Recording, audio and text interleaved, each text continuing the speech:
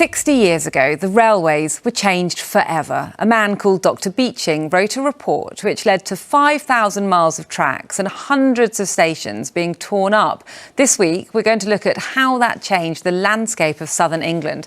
Our transport correspondent, Paul Clifton, is here. And Paul, this was a transformation that really still resonates today. Yes, it changed the geography of southern England. It changed not just how people travelled, but where they choose to live, how they lived their lives. And that influence is still being felt now, for example, in where new housing is built. In fact, by the time Dr. Beeching wrote this report, some of the South's little used lines were already closing. He was merely accelerating a change that was already underway as cars and lorries replaced trains. The route between Alton and Fareham, for example, had closed in the 1950s. So, here's the region's rail network in 1963.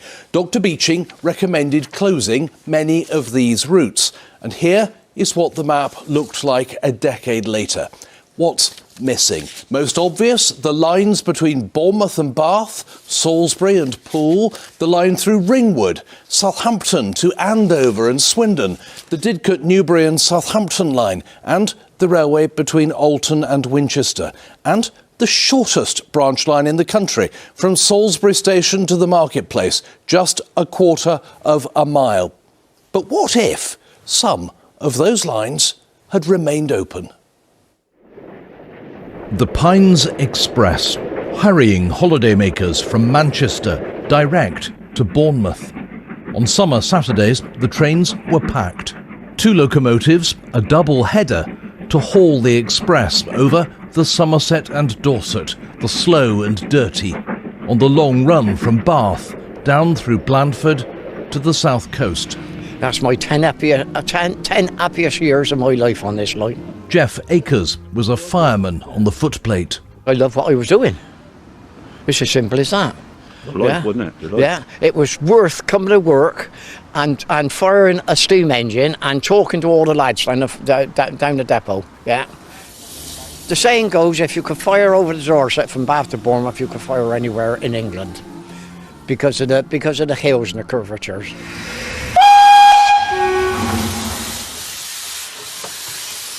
A 1-mile section of the Somerset and Dorset has been rebuilt at Midsummer Norton. This was a delightful railway, this was. Going to Bournemouth in the summer with one of the holiday trains. As a 15-year-old, Malcolm Beecham worked on the railway as an engine cleaner. The governments of this country have made a real mistake. They've shut it all up just for the motor car. And look at it now, we can't move for motor cars. Everywhere you go, it's motor cars. At Shillingstone in Dorset, the station has been lovingly restored by volunteers. A quarter of a mile of track relaid, grandly called the North Dorset Railway. The North Dorset Trailway is a 9-mile footpath following the track bed into the centre of Blandford. The station here closed in 1969. Today, it's a housing estate. Here's an express crossing the River Stour in Blandford. 60 years on, just one part of the bridge remains, a monument to the lost route to the seaside. Bournemouth West Station was the end of the line for the Pines Express, busy and bustling. Unlike today, the station is a car park. The only trace left, the station hotel, now a block of flats. Instead of trains, cars. The Wessex Way follows the track bed. Oh, sad, forgotten S&D. In the early 60s, the poet Sir John Betjeman travelled the line through Evercreech, a testimony to a way of life now lost forever. Railways are bound to be used again.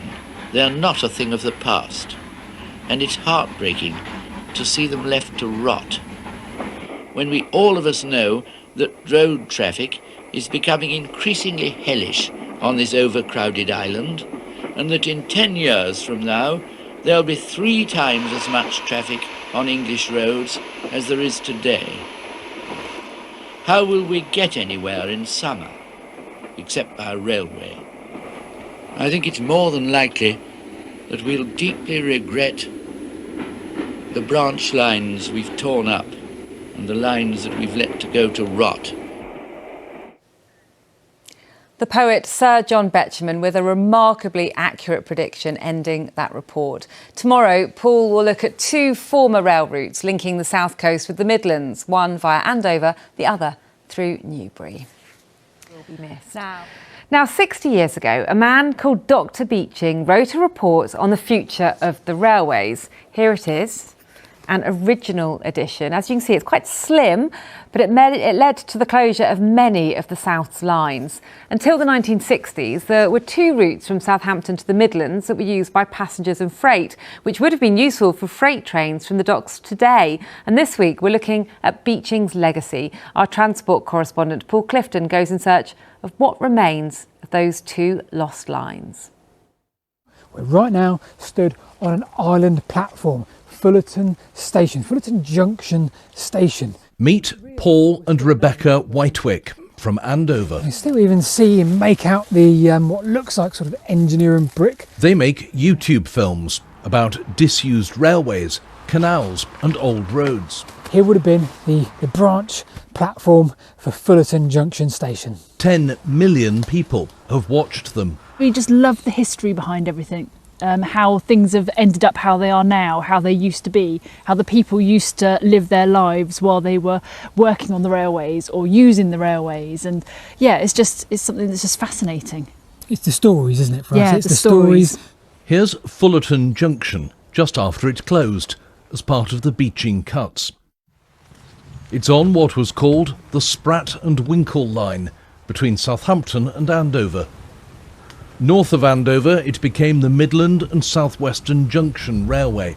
Here, crossing the Kennet and Avon Canal at Wolf Hall Junction. We've got 2 eras of railway construction here, and that's given us this beautiful difference in architecture we can still see today. And here's what the junction used to look like. The line ran from Andover to Marlborough, Swindon and Cheltenham. This sort of epitomises what we love about walking old railways. You've got some completely contrasting pieces of architecture here, and it tells a story. It's a fascination behind what it used to be like. It's like, oh, there's a brick wall there, but what else was it? What, did it carry people? Who built it and things like that? From the air, our camera coverage discloses the extent of the destruction. In 1946, not far from the junction, disaster. 30 wagons of an ammunition train exploded in a railway siding at Savernake, Wiltshire. Heard 30 miles away, the explosions turned the surrounding area into a battlefield. Shattered shells and twisted wreckage tell their own story of the force of the detonation. The route closed in the early 1960s. A little bit remains. A branch line from Andover to Ludgershall, serving an old military depot. This was the station. Today it has disappeared entirely. There was a short branch to Tidworth Army Camp. Tidworth used to be a US military camp. Now GI wives and the younger generation march in with napkins, milk bottles and baby food. Here's a train from Waterloo in 1946, taking GI brides, starting their journey to a new life in America. The first reports say the brides need all their stamina for the queues they have to stand in and the forms they have to fill up. There was another route from Southampton to the Midlands. Leaving today's main line north of Winchester, it was the Didcot, Newbury and Southampton Railway. It included a spectacular bridge over the River Test near Whitchurch. Here's the line in the early 1960s. This spot looks quite different today. Cars and lorries instead of trains. It is the A34 Newbury bypass. It's hard to think of a more telling example of how road replaced rail, changing the geography of southern England and leaving an old way of life behind. Just look at the station at Kingsworthy. There is no chance of either of these lines ever being reopened. But imagine, just for one moment, how useful they would be today to carry big freight trains out of Southampton docks. Paul Clifton, BBC South Today, Worthy Down Station. And there'll be more from Paul on Beeching's legacy tomorrow. Now, It's 60 years since the infamous Beeching report, the document which led to the closure of thousands of miles of railways. This week, we're looking at how that changed the landscape of southern England. Perhaps nowhere does it show more clearly than the Isle of Wight. Railways used to crisscross the whole island, 55 miles of them. Today, just 8.5 miles remain from Ryde to Shanklin, as well as the island's heritage steam railway. Here's our transport correspondent, Paul Clifton. Ryde Pier, 1963, a time when passengers still wore their Sunday best to head for the guest houses on the Isle of Wight. A time when most families couldn't yet afford a car, so the ferries were full. People could take the train or a tram along the pier, or face a long walk. Here's the tram today. It's on the Isle of Wight Steam Railway. On board, Jim Lowe, who remembers how it used to be. It was very crowded.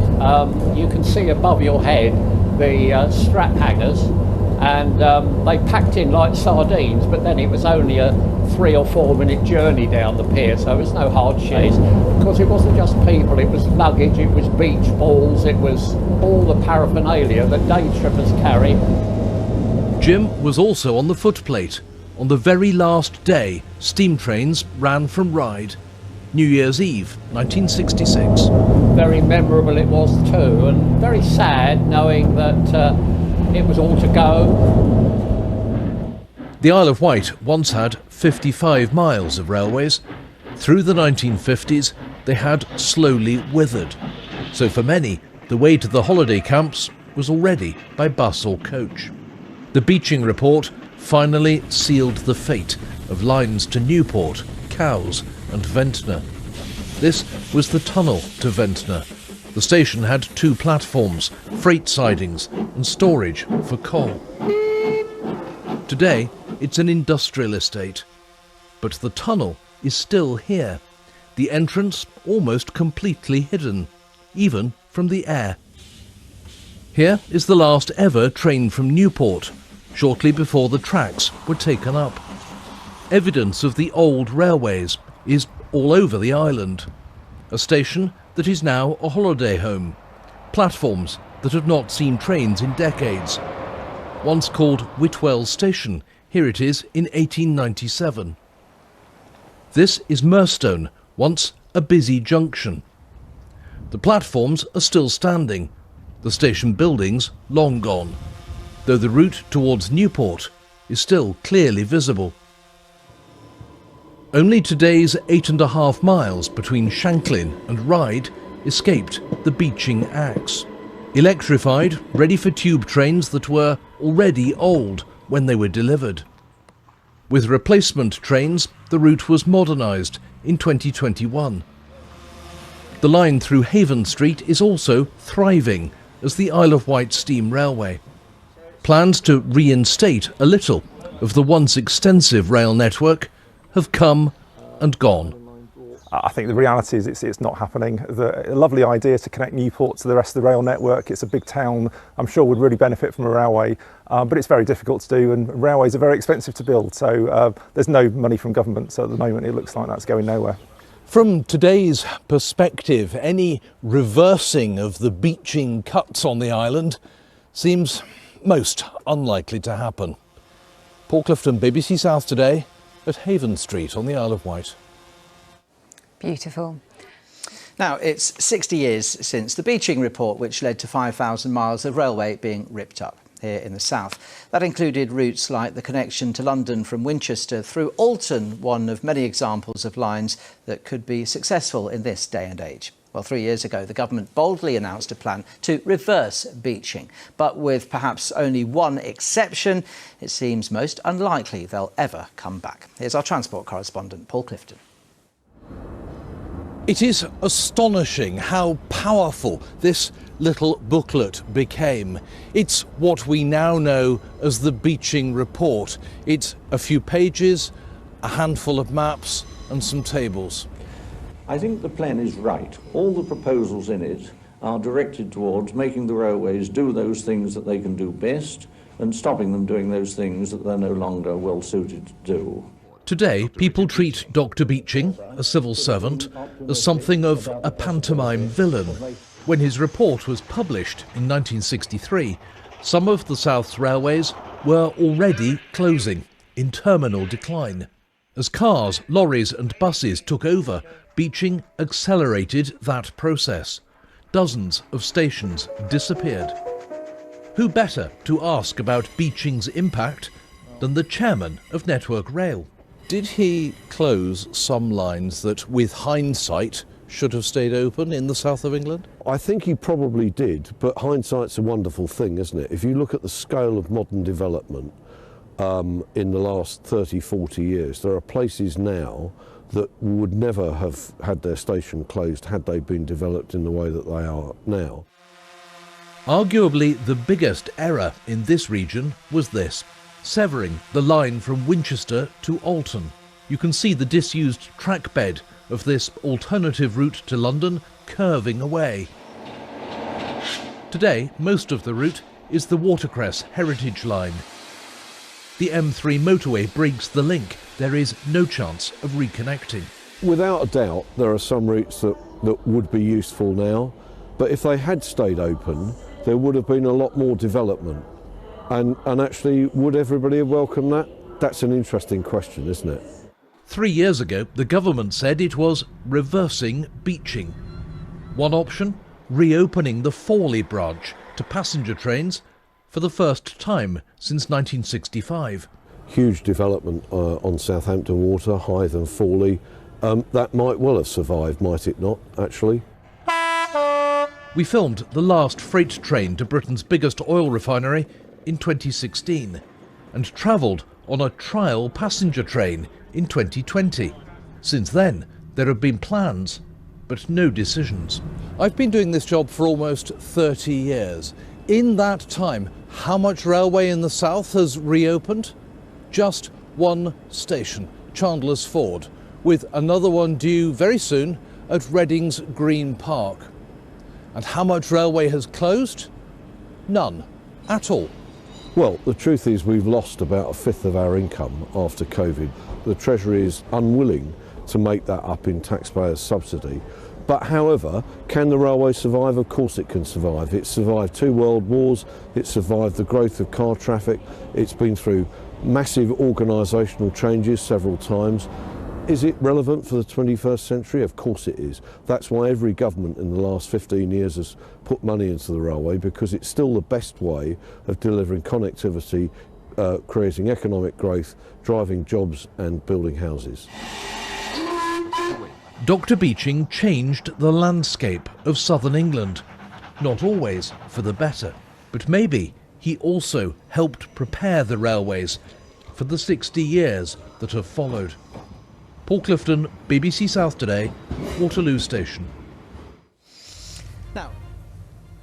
Now, our series this week, examining the Beeching railway cuts 60 years ago, comes to an end today with a look at the impact on travel habits. Since the 1960s, bus routes have also steadily declined, meaning in many rural and semi-rural areas it is difficult to get around without a car. We're looking at what happened to the rail network in part of West Sussex. The Stenning line between Shoreham and Horsham used to carry commuters to London, pupils to school and goods for local industries until it closed. Sean Killick has been to Henfield to find out how getting about has changed. This is Henfield railway station in its glory days, used by commuters, school children and day trippers. But it closed in 1966 and a housing estate was built in its place. Its name a lasting reminder of the man synonymous with huge cuts to Britain's rail network, Dr. Richard Beeching. One of those closed was the Stenning line, which connected Shoreham and Horsham, serving local brick and cement works, as well as several market gardens and nurseries sending produce to London.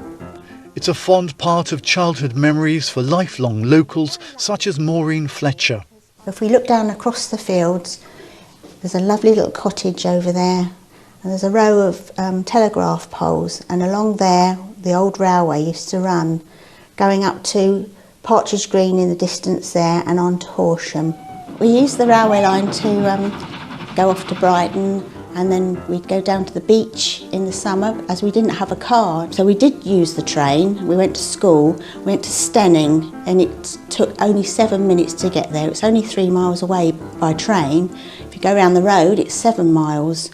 And we got there very quickly. It was very convenient. And after the railway closed, we ended up going on buses. So we had great convoys of buses going out of the village. I think the plan is right. When the Beeching cuts were rolled out, extra bus services were organised to provide alternative public transport, including along the Stenning line, boosting an already healthy level of bus routes. But within 5 years, old timetables show there was a big reduction in routes and frequency. Rail passengers hadn't switched to buses because journeys took longer, or they could share lifts with someone who had a car. It was a trend that mirrored big changes in British society. In 1963, more than 12 million bus passenger journeys were taken in Great Britain. By 2019, that was down to 4.5 million. That's because car ownership has rocketed. At the time of Beeching's report, there were 7.5 million cars on the road. Today, it's 32 million. These days, the buses don't run in the evenings, and daytime frequencies have been reduced since the pandemic. For people who don't drive, such as Lisa Futcher, it makes living here a challenge. Yeah, I'd just say just generally just dreadful because you're trying to time things around everything else. For example, if you've got an appointment in, for example, Burgess Hill, you can't get there, and you have to get there an hour early, or you have to pay for a taxi, which is just ridiculous pricing. I'm not literally relying on people for lifts. Henfield Museum houses the village's artefacts from those distant days of steam, and even has a model of the old station. But what if it hadn't been closed, or by some highly unlikely miracle, the line could be restored? I think it would make everyone's lives a little bit better. My generation would like to travel more, and then they can have more opportunities to go out a bit more and explore, for example, London, Horsham a little bit. There's a lot of debate about this. If we had a train, it would take vehicles off the road, but we always look at railways with rose-tinted glasses, and we're all very nostalgic. And in one way, if we'd kept our station and had our railway, we'd probably grow like Topsy. It would like Burgess Hill. It's just huge now because that's their nearest station, and it just keeps growing and growing because they've got the London to Brighton line. There's fors and against having a train. Decades on, the debate about the changes signalled by Dr. Beeching hasn't run out of steam. Sean Killick, BBC South Today, Henfield. A historic swimming baths in Swindon. Now I really need a tannoy for this. The train arriving at Platform 1 is 8 years late. But today the Swanage Railway in Dorset, a heritage track, started running regular timetabled services on the main line into Wareham. They reconnect the seaside town with the national rail network. And our very own Michelle Cross was on the first train. This is a landmark moment for the Swanage Railway. The last ever British rail train to Swanage was 51 years ago, when the line was abandoned and the tracks taken up. On board that train was a 13-year-old Peter Frost. Today, he's driving this train. As a child, I used to ride on the trains in the cab with the drivers, and that really gave me the interest in railways. And living in the Greyhound Hotel at Corfe Castle, it was right on my doorstep. So fortunately for me, I had a railway to play with when I was a child. From today, you can now buy a ticket to Swanage from any of South Western Railway's 200 stations, and that hasn't been possible for some time. When the railway got shut in 1972, it was all taken away, but then here we are. 48 years later. Of course, reconnecting this heritage railway to the national network hasn't been without its hiccups. Nearly 10 years ago, it was given £5.5 million of public money. First, the signal box at Corfe Castle was linked to Network Rail's control centre in Basingstoke before this heritage diesel was restored. The project took years longer than planned. Part of it has been the need to undertake very detailed planning for a complicated piece of work. We needed consents in order to be able to do that. Part of it has been undertaking the work, and the delays in recent years have unfortunately been because of the impact of COVID and the pandemic. Finally, after several false starts, the service is running. I think it's very exciting. We've been on the train line quite a lot and never past Norden, so it'd be very exciting to go past there. We're really pleased to see it back up and running, albeit later than originally hoped for. Running on a 90-day trial, there'll be 4 trains a day, 4 days a week from now until September. Michelle Cross, BBC South Today at Corfe Castle. Now.